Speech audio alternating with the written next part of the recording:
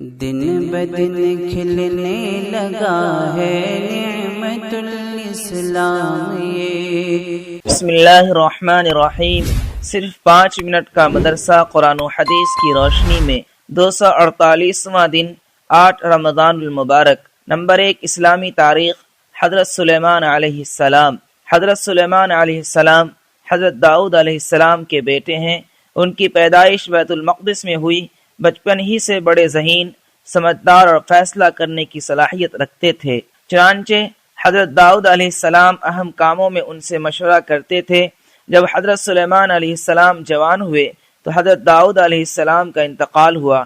اللہ تعالیٰ نے نبوت و سلطنت میں سلیمان علیہ السلام کو ان کا وارث بنایا اور ایسی حکومت عطا فرمائی کہ ان کے بعد کسی کو ایسی حکومت قیامت تک نہیں ملے گی۔ تمام جانوروں کی بولیاں ان کو سکھائی، جنات اور ہوا ان کے تابع کر دیا۔ آدھے دن میں 1 مہینے کا سفر پورا کر لیا کرتے تھے۔ جنات کے ذریعے مسجد اقصی کی تعمیر کرائی۔ سمندروں سے غوطہ لگا کر ہیرے جواہرات نکالنے کا کام جنات سے لیا کرتے تھے۔ اسی طرح بڑی بڑی دیگیں اور پتھروں کو تراش کر بڑے بڑے حوض بنانے کی ذمہ داری جنات کے حوالے کر رکھی تھی۔ یہ سب چیزیں اللہ تعالیٰ نے حضرت سلیمان علیہ السلام کو انعام و احسان کے طور پر عطا فرمائی۔ جنات بیت المقدس کی تعمیر میں مصروف تھے۔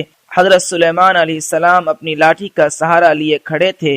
اسی حال میں 53 سال کی عمر میں ان کا انتقال ہوا۔ نمبر 2، حضور صلی اللہ علیہ وسلم کا معجزہ، کھانے میں برکت۔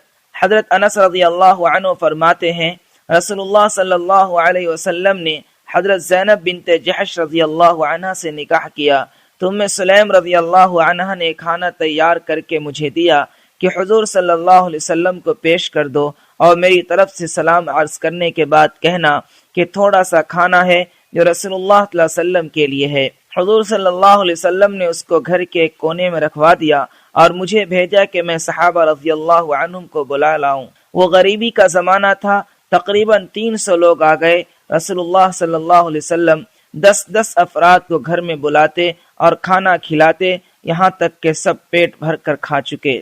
جب میں نے اس کھانے کے برتن کو دیکھا تو میں یہ نہیں سمجھ سکا کہ جس وقت میں کھانے کا برتن لایا تھا اس وقت اس میں کھانا زیادہ تھا یا اب زیادہ ہے۔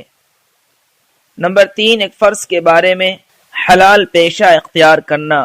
رسول اللہ صلی اللہ علیہ وسلم نے فرمایا، اللہ کے حقوق فرائض ادا کرنے کے بعد حلال روزی حاصل کرنا بھی فرض ہے۔ نمبر 4، ایک سنت کے بارے میں، زکوٰۃ ادا کرے تو یہ دعا پڑھے۔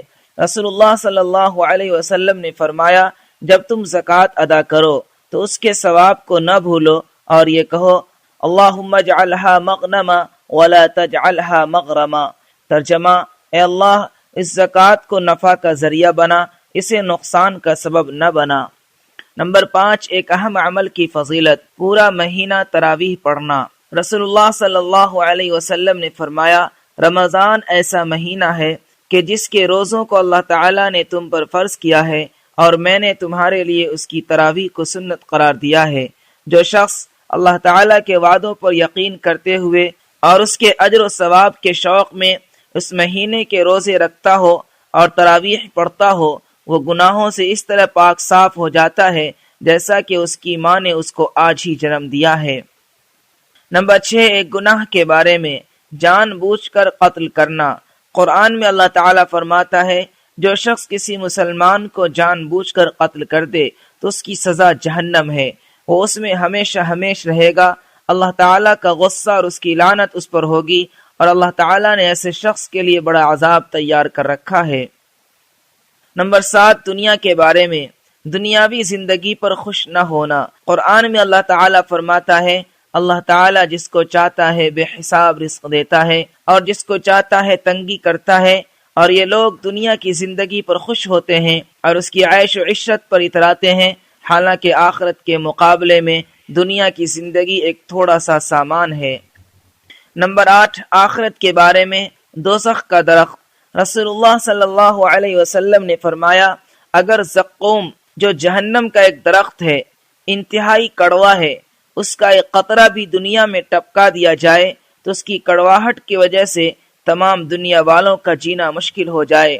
تو اب بتاؤ اس جہنمی کا کیا حال ہوگا جس کی خوراک ہی زقوم ہوگی۔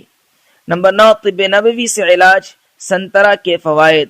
رسول اللہ صلی اللہ علیہ وسلم نے فرمایا تم لوگ سنترا کو استعمال کیا کرو کیونکہ یہ دل کو مضبوط بناتا ہے۔